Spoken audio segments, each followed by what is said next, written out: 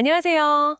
오늘은 데브옵스 엔지니어를 준비하시거나 또 현업에 계신 분들이라면 정말 누구나 관심을 가질 만한 주제인데요.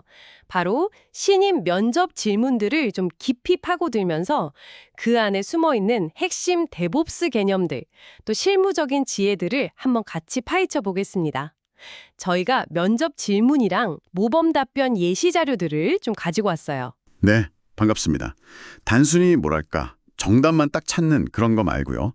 그 질문들이 진짜 왜 중요하고 실제 업무랑도 어떻게 연결되는지 그 본질을 이해하는 데 좀 더 집중해 보려고 합니다. 마치 잘 쓰인 기술 블로그 포스트를 보면서 아, 이 부분 중요하네 하고 같이 밑줄고 있는 느낌으로요. 아, 좋습니다. 그런 접근 방식 마음에 드네요. 그럼 첫 번째 주제부터 바로 시작해 볼까요? 코드 협업할 때 정말 기본 중에 기본이죠. 풀 리퀘스트, 줄여서 PR이라고 많이 하고, 기틀랩에서는 또 merge request, MR이라고 부르고요. 개발자가 작업한 코드를 이제 메인 브랜치에 합치기 전에 동료들한테 이거 좀 봐주세요 하고 검토 요청하는 기능이잖아요. 이게 근데 왜 그렇게 중요할까요? 그냥 코드 오류 잡는 거, 뭐 그 이상일 것 같은데요? 그럼요. 방연의 오류를 미리 잡는 것도 중요한데요. 저는 이걸 약간 지식 증폭기이자 위험 완화 장치라고 부르고 싶어요. 코드 리뷰가 단순히 에러만 찾는 게 아니거든요. 팀 전체가 우리 코드 베이스를 얼마나 잘 이해하고 있는지 그 수준을 높이고 또 잠재적인 문제를 미리 막는 그런 과정이에요. 지식 증폭기요? 네, 동료 코드를 보면서 이런 새로운 기술도 있네? 이런 패턴도 쓰네? 하고 배우기도 하고요. 또 제 코드에 대해서 다른 사람이 피드백을 주면 이렇게도 생각할 수 있구나 하면서 더 좋은 코드를 만들게 되죠. 오, 되게 흥미로운 관점이네요. 지식 증폭기라. 실제로 자료에 보니까 동료 리뷰 덕분에 API 응답 속도가 무려 30%나 개선된 사례도 있다고 하더라고요. 와. 네, 그렇죠. 혼자 했으면 그냥 넘어갔을 수도 있는 부분인데 동료가 딱 발견해 준 거잖아요. 이런 게 진짜 협업의 힘이겠죠. 근데요, 이런 상세한 리뷰나 뭐 설명 작성 같은 게 개발 압박이 심한데 항상 가능할까요? 좀 현실적인 어려움도 있지 않을까요? 아, 정말 좋은 질문이세요. 물론 현실적으로 마감 기한에 막 쫓기다 보면 리뷰가 약간 형식적으로 흐를 수도 있고 PR 설명을 막 충분히 자세히 쓰기 어려울 때도 분명히 있죠. 네네. 하지만 좀 길게 보면요. 초반에 시간을 조금만 더 들여서 꼼꼼하게 리뷰하고 상세하게 설명을 남겨두는 게 나중에 생길 수 있는 더 큰 문제나 뭐 기술 부채 같은 걸 막는 방법이거든요. 예를 들어서 새로운 라이브러리를 도입할 때 왜 이걸 쓰는지, 어떻게 쓰는지 PR에 잘 정리해두면요. 그게 그냥 살아있는 문서가 되는 거예요. 다른 팀원들이 그걸 보고 쉽게 배우고 바로 활용할 수 있게 되고요. 그렇군요. 당장의 효율성보다는 좀 장기적인 코드 품질, 그리고 팀의 지식 공유를 위한 투자다. 이렇게 봐야겠네요. 이게 그럼 데브옵스 관점에서는 어떻게 연결될까요? 아, 데브옵스 파이프라인하고 아주 그냥 깍 붙어 있죠. 보통 PR이 딱 생성되면 자동으로 CI, 그러니까 지속적 통합 파이프라인이 돌아가도록 설정을 많이 하는데요. 네. 코드가 메인 브랜치에 합쳐지기 전에 빌드 돌려보고 단입 테스트 돌리고 코드 스타일 맞는지 검사하고 정적 분석 같은 거 자동으로 쫙 수행해서 1차로 품질 검증을 하는 거죠. 아, 그러니까 PR은 동료 리뷰라는 사람의 검증, 그리고 자동화된 시스템 검증, 이 두 가지를 다 거치는 일종의 관문이군요. 운영 환경에 배포되기 전에 위험을 확 줄여주는 아주 중요한 안전장치 역할을 하네요. 그럼 좋은 PR을 작성하는 뭐 구체적인 팁 같은 것도 있을까요? 네, 몇 가지 원칙 같은 게 있죠. 우선 제목은 딱 보면 알 수 있게, 예를 들어 기능 간결하게 변경사항 요약, 이런 식으로 명확하게 쓰는 게 좋고요. 그리고 설명에는 단순히 뭘 바꿨는지 뿐만 아니라 왜 이걸 바꿨는지, 그 배경이나 목적, 그리고 어떻게 구현했고 어떻게 테스트했는지 그 결과까지 포함하는 게 정말 중요해요. 아, 왜 바꿨는지가 중요하군요. 네, 필요하다면 스크린샷이나 로그 같은 거 첨부하면 리뷰하는 사람이 훨씬 이해하기 쉽겠죠. 물론 가장 중요한 건 팀 안에서 서로 약속한 컨벤션을 잘 따르는 겁니다. 알겠습니다. 코드 변경 사항을 효과적으로 공유하고 검토하는 이 PR의 중요성에 대해 이야기 나눠봤습니다. 이렇게 기수로 협업하다 보면 가끔 예상치 못한 상황에 딱 부딪힐 때도 있잖아요. 그중 하나가 바로 detached head 상태인데 이건 어떤 경우인가요? 이름부터가 뭔가 좀 불안한데요? 네, 맞아요. 이름 때문에 처음 딱 보면 당황하기 쉽죠. 저도 처음에 기 쓸 때 이거 보고 내 저장소가 뭐 분리불안이라도 겪나 하고 시겁했던 기억이 나네요. 이건 현재 내 작업 폴더가 특정 브랜치를 따라가는 게 아니고요. 과거의 어떤 특정 커밋 지점, 그 자체를 직접 딱 가리키고 있는 상태를 말해요. 보통 예전 코드가 어땠는지 확인하려고 기 체크아웃하고 뒤에 커밋 해시 값 넣었잖아요. 그때 이런 상태가 될 수 있어요. 과거 코드를 그냥 잠깐 보려다가 그렇게 될 수 있군요. 근데 이게 왜 문제가 되는 거예요? 그냥 과거 시점 코드를 보고 있는 거 아니에요? 문제는 그 상태에서 자기도 모르게 새로운 작업을 하고 커밋을 했을 때 발생해요. 그 커밋이 어떤 브랜치에도 속하지 않는 말 그대로 분리된 detached 상태가 되거든요. 네. 나중에 다른 브랜치로 휙 이동하고 나면 그 커밋을 다시 찾기가 엄청 어려워질 수 있어요. 그냥 공중에 붕 떠버린 작업물이 되는 셈이죠. 작업한 내용이 그냥 날아갈 수도 있다는 거군요. 그럼 이 상태에 빠졌을 때 어떻게 해야 돼요? 혹시 뭐 되돌리는 방법이 있나요? 네, 다행히 방법은 있습니다. 상황에 따라 몇 가지가 있는데요. 만약 정말로 과거 코드 확인만 하려던 거였다면 원래 작업하던 브랜치, 예를 들어 git checkout main 이렇게 명령으로 쳐서 다시 돌아가기만 하면 돼요. 분리된 상태에서 뭐 따로 작업한 게 없다면 아무 문제 없습니다. 만약에 그 상태에서 모르고 중요한 작업을 이미 좀 해버렸다면요? 그럴 때는요. 현재 위치에서 바로 새로운 브랜치를 만들면 됩니다. git checkout-b 하고 새로운 브랜치 이름을 주면 지금 가리키고 있는 그 커밋을 딱 기반으로 새로운 브랜치가 생기고 그 브랜치로 이동해요. 그럼 이제 안전하게 작업을 계속할 수 있죠. 혹시 실수로 커밋까지 해버렸다? 그러면 git 브랜치 임시 다시 브랜치 이런 식으로 현재 커밋에 브랜치 이름을 딱 붙여주고요. 그 다음에 원래 작업하던 브랜치로 돌아가서 필요하면 git merge 임시 다시 브랜치 이렇게 해서 병합하면 됩니다. 그렇군요. 해결 방법이 있긴 하지만 그래도 애초에 이런 상황을 피하는 게 제일 좋겠네요. 뭐 예방 팁 같은 게 있을까요? 과거 커밋 내용을 그냥 확인만 하고 싶을 때는요. git checkout보다는 git show하고 커밋 해시를 쓰는 게 더 안전해요. 그리고 어떤 작업을 시작하기 전에는 항상 git status나 git 브랜치 명령으로 지금 내가 어떤 브랜치에 어떤 상태에 있는지 꼭 확인하는 습관을 들이는 게 중요합니다. 근데 또 이런 작은 실수가 오히려 git의 그 헤드 포인터 개념 같은 내부 동적 원리를 이게 이렇게 되는 거구나 하고 이해하는 계기가 되기도 하더라고요. git 상태를 항상 확인하는 습관. 네, 중요하겠네요. 자, git 이야기 나온 김에 다음 주제로 넘어가 보죠. 바로 커밋 메시지입니다. 좋은 커밋 메시지는 미래의 나와 동료를 위한 친절한 설명서와 같다. 이 말 정말 공감되는데요. 맞습니다. 진짜 매 몇 달만 지나도 내가 짠 코드인데 이걸 왜 이렇게 짰더라? 하고 기억이 가물가물할 때가 진짜 많거든요. 동료는 오죽하겠어요. 잘 쓴 커밋 메시지는 단순히 변경 기록 남기는 걸 넘어서요. 코드 변경의 맥락을 빨리 파악하게 해주고 특히 문제 생겼을 때 원인이 된 변경사항 추적하는데 아주 결정적인 단서가 됩니다. 혹시 그 잘못된 커밋 메시지 때문에 문제 해결이 진짜 어려워졌던 뭐 실제 사례 같은 거 있을까요? 예를 들어 그냥 버그 수정 이렇게만 달랑 적혀 있다거나 해서요. 그럼요. 아주 흔한 일이죠.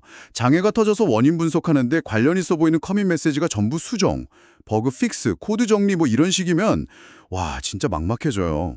어떤 의도로 뭘 바꾼 건지 알 수가 없으니까 변경된 코드를 그냥 하나하나 다 뜯어보면서 추측해야 하거든요.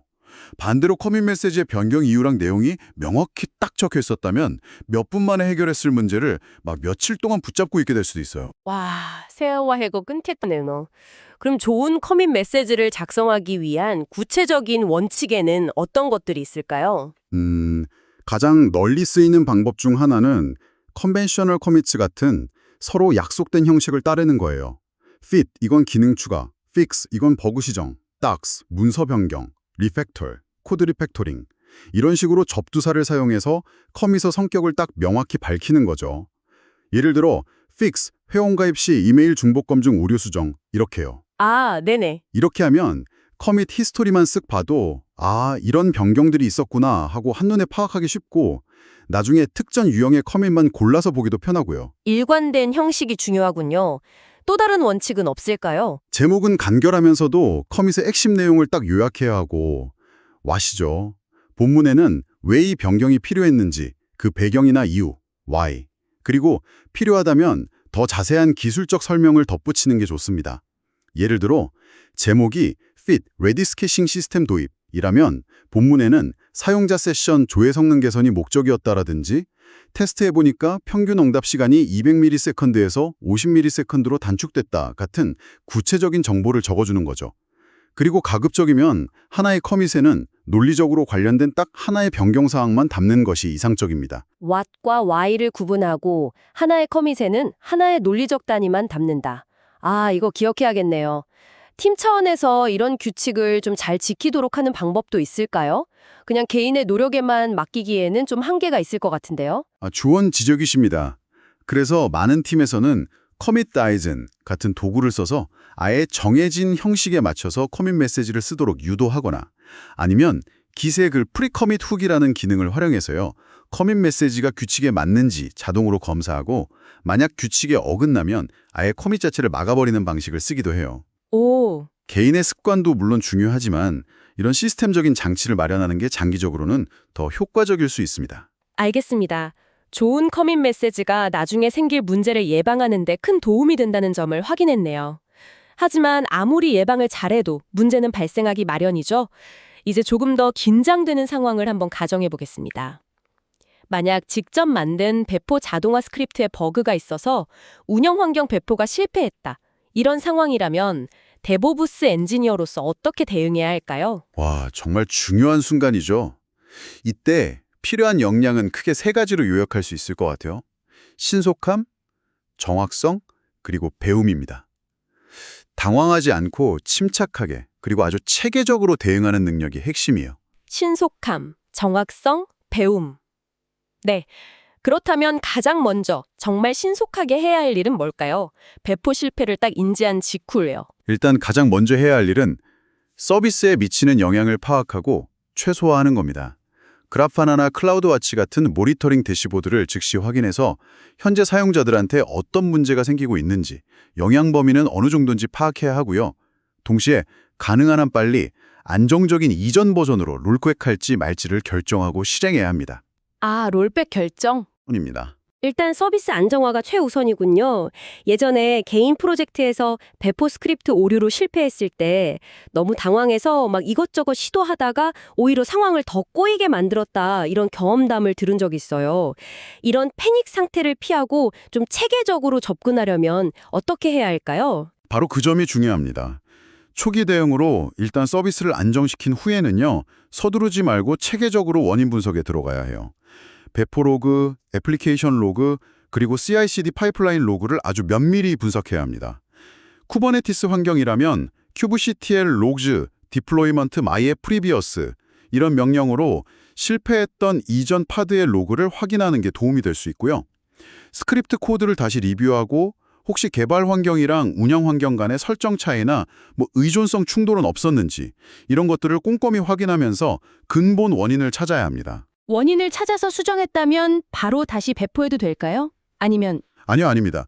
반드시 개발 환경이나 스테이징 환경에서 수정한 스크립트가 의도대로 잘 동작하는지, 버그가 재현되지 않는지 충분히 테스트해야 하고요. 가능하다면 동료한테 코드 리뷰를 요청하는 것도 좋습니다. 그런 다음에 단계적으로 아주 신중하게 다시 배포를 진행해야 합니다. 이런 실패를 다시 겪지 않으려면 어떤 예방책을 좀 마련할 수 있을까요? 배포 스크립트 자체에 안정성을 높이는 장치를 추가할 수 있어요.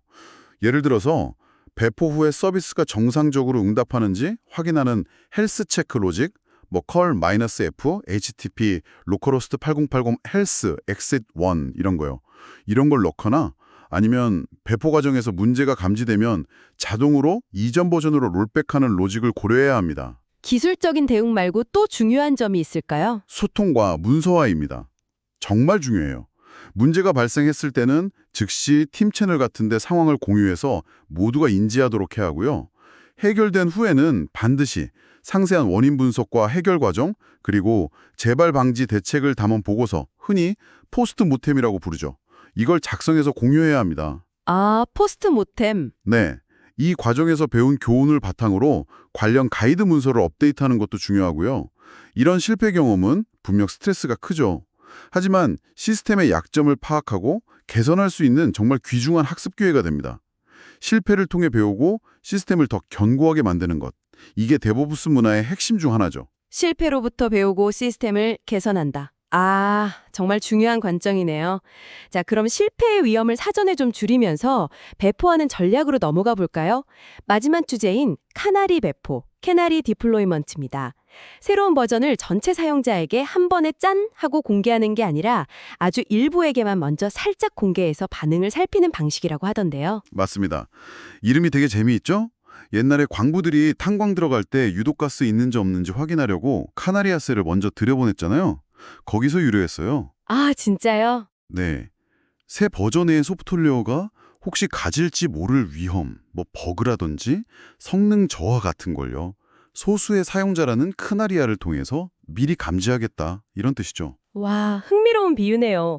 그럼 실제로는 어떻게 동작하나요? 예를 들어서 쿠버네티스 환경에서 이스티오 같은 도구를 사용한다면요? 이스티오는 대표적인 서비스 메쉬 도구인데요. 마이크로 서비스들 간의 네트워크 트래픽을 아주 세밀하게 제어하고 보안을 강화하는 데 도움을 주거든요. 카나리 배포를 할 때 이스티오를 쓰면 예를 들어서 기존 버전 V1에는 90%, 그리고 새로 배포할 버전 V2에는 10%의 트래픽만 보내도록 설정을 할 수가 있어요. 아주 적은 비율의 실제 사용자 트래픽을 새 버전으로 한번 보내보는 거죠. 그렇게 10% 사용자에게만 새 버전을 노출시킨 다음에는 뭘 하나요? 가장 중요한 건 모니터링입니다. 새 버전 V2로 유입된 트래픽에 대해서 에러율, 응답 시간, CPU나 메모리 사용량 같은 기술적인 지표들을 면밀히 관찰해야 하고요. 뿐만 아니라 만약 새 버전이 어떤 특정 비즈니스 목표, 예를 들어 구매 전환율 향상 같은 걸 가지고 있다면 해당 비즈니스 지표도 함께 모니터링해야 합니다. 새 버전에 심각한 문제가 없는지, 우리가 기대했던 성능이나 효과가 나타나는지 이걸 데이터를 통해 확인하는 거죠. 모니터링 결과가 괜찮다고 판단되면 그 다음엔 어떻게 하나요? 안정적이다라고 판단되면 새 버전으로 보내는 트래픽 비율을 점진적으로 늘려나갑니다. 예를 들어 10%에서 25%, 50%, 75% 이렇게 거쳐서 최종적으로 100%까지 늘리는 거죠. 각 단계마다 충분한 시간을 두고 모니터링을 계속하면서 진행하고요. 만약 어느 단계에서든 문제가 발견된다. 그러면 즉시 새 버전으로 가는 트래픽을 0%로 줄이고 이전 버전 V1으로 완전히 롤백할 수 있습니다. 아, 점진적으로 진행하면서 계속 검증하는 거군요. 엔지닉스의 그 가중치 설정 같은 걸로 간단히 흉내내 볼 수도 있다고 들었는데 실제 운영 환경에서는 그거보다 훨씬 복잡하겠네요. 네, 맞습니다. 단순히 트래픽 가중치만 조절하는 것 외에도 고려할 점이 훨씬 많아요. 예를 들어서 특정 사용자 그룹, 내부 직원이나 베타 테스터, 특정 지역 사용자 같은 그런 그룹에게만 새 버전을 먼저 노출시킨다든지 아니면 성공과 실패를 판단하는 기준을 명확히 정의하고 가능하면 자동화한다든지 또 사용자가 요청할 때마다 막 다른 버전을 경험하면 안 되니까 세션 고정, 스티키 세션을 보장한다든지 이런 기술적인 고민들이 필요하죠. 네. 그래서 최근에는 알고 롤아웃이나 플래거처럼 쿠버네티스 환경에서 이런 고급 배포 전략을 더 쉽게 구현하고 자동화할 수 있게 도와주는 전문 도구들도 많이 사용되고 있습니다. 다른 배포 전략, 예를 들어서 블루그린 배포나 롤링 업데이트랑 비교하면 카나리 배포는 어떤 장단점이 있을까요? 카나리 배포는요, 블루그린 배포처럼 배포 중에 위험도가 낮고 문제가 생겼을 때 즉시 롤백이 가능하다는 장점이 있어요. 근데 블루그린은 똑같은 환경을 2배 준비해야 하니까 리소스 사용량이 2배로 늘어나잖아요. 카나리는 기존 환경을 유지하면서 새 버전을 점진적으로 투입하니까 리소스 효율성이 더 좋습니다. 롤링 업데이트는 리소스 사용은 가장 적지만 배포 중에 신규 버전이 막 섞이고 롤백이 상대적으로 느리다는 단점이 있죠. 반면에 카나리 배포는 구현 복잡성이 좀 높고 두 버전을 동시에 운영해야 하는 관리 부담이 있다는 단점이 있습니다. 아, 그렇군요. 상황에 맞는 전략을 선택하는 게 중요하겠네요. 카나리 배포는 결국 안전하면서도 빠르게 배포한다는 그 데브옵스의 핵심 가치를 실현하는 아주 강력한 방법 중 하나로 보입니다. 정확합니다. 위험을 최소화하면서 실제 사용자 피드백을 통해 새 버전을 검증하고 점진적으로 혁신을 적용할 수 있다는 점에서 정말 매력적인 전략이죠. 어떻게 하면 더 안전하면서도 더 빠르게 가치를 전달할 수 있을까? 라는 데브옵스의 근본적인 질문에 대한 현실적인 해답 중 하나라고 볼 수 있습니다. 자, 오늘 데브옵스 신입 면접 질문이라는 렌즈를 통해서 풀 리퀘스트부터 카나리 배포까지 와, 정말 다양한 핵심 개념들을 깊이 있게 파고들어 봤습니다. 효과적인 코드 협업 방식, 신중한 버전 관리, 명확한 소통의 중요성, 문제 발생했을 때 체계적인 대응, 그리고 안전하고 점진적인 배포 전략까지 단순히 면접 준비를 넘어서 실제 엔지니어링 역량을 키우는 데 도움이 될 만한 그런 이야기들을 나눈 것 같아요. 네, 오늘 나눈 이야기들이 당신이 개발자나 데브옵스 엔지니어를 꿈꾸시거나 혹은 이미 현업에서 매일 부딪히고 있는 문제들을 해결하는데 작은 영감이나 실마리가 되었기를 바랍니다. 결국 이런 기술적인 방법론들은 더 나은 협업과 더 안정적인 서비스를 만들기 위한 도구들이니까요. 맞습니다. 오늘 살펴본 내용들은 결국 어떻게 하면 더 나은 엔지니어가 되어 동료들과 효과적으로 협업하고 안정적인 서비스를 만들 수 있을까? 이 질문으로 이어지는 것 같습니다. 여기서 마지막으로 당신에게 질문 하나를 던져보고 싶습니다. 당신이 속한 팀이나 조직에서는 풀 리퀘스트 리뷰나 커밋 메시지 작성에 대해 어떤 규칙이나 문화를 가지고 있나요? 혹은 더 안전하고 효율적인 배포를 위해 현재 어떤 고민과 노력을 하고 계신가요? 오늘 나눈 이야기들을 바탕으로 잠시 생각해보는 시간을 가져보시는 것도 좋겠습니다. 다음 시간에 또 흥미로운 주제로 찾아뵙겠습니다.